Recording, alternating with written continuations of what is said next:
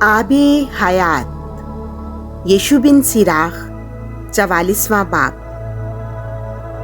تواریخی بیان حکمت۔ آؤ ہم پشت کے مطابق ان دیندار اشخاص یعنی اپنے اجداد کی تعریف کریں جنہیں خداوند نے زمانے کے دوران میں عظیم جلال بلکہ اپنی عظمت عطا کی۔ وہ اپنے ممالک میں صاحب اختیار تھے، نامور اور زوراور مرد، اپنی دانائی کے سبب سے مشیر اور اپنی قوت نبوت کے سبب سے غیب بین، اپنی مشورتوں کے سبب سے غیر قوموں پر حکمران، اپنی فہم کے سبب سے سردار، اپنے علم کے سبب سے دانش مند و فی کسوف، اپنے عہدوں کے سبب سے حکام، سر کے مطابق مزامیر گانے والے، شاعری سے امثال قلم بند کرنے والے، دولت مند اور کثیر مالدار، اطمینان سے بسنے والے۔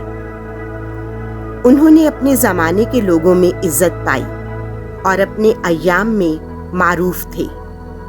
ان میں سے بعض نے ایسا نام پیچھے چھوڑا کہ لوگ ان کی تعریف کرتے رہے، اور ان میں سے بعض بے یادگار رہے اور یوں ہلاک ہوئے گویا کبھی تھے ہی نہیں، اور یوں ہو گئے گویا کبھی پیدا نہ ہوئے، اور یوں ہی ان کے بعد ان کی اولاد بھی۔ لیکن یہ دیندار آدمی تھے اور ان کی نیکی باطل نہ ہوگی۔ ان کی نیک بختی ان کی نسل کے ساتھ بھی رہے گی، اور ان کی اولاد وعدوں کی وارث ہوگی۔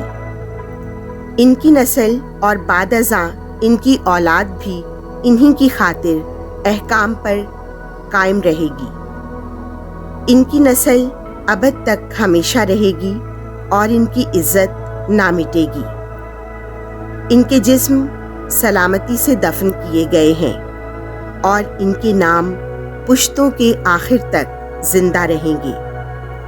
امتیں ان کی دانش کا ذکر کرتی رہیں گی، اور جماعت ان کی تعریف کرتی رہے گی۔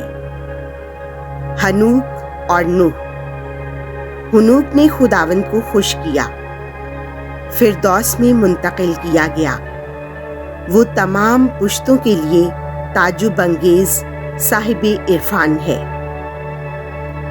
نوح نیک اور کامل پایا گیا، اور غضب کے وقت وسیلہ تجدید ٹھہرا۔ اس لیے جب طوفان آیا تو زمین پر ایک بقیہ چھوڑا گیا، اسی کے ساتھ دائمی عہد قائم کیا گیا کہ آئندہ کو کوئی بشر طوفان سے ہلاک نہ ہوگا۔ اسلاف دین۔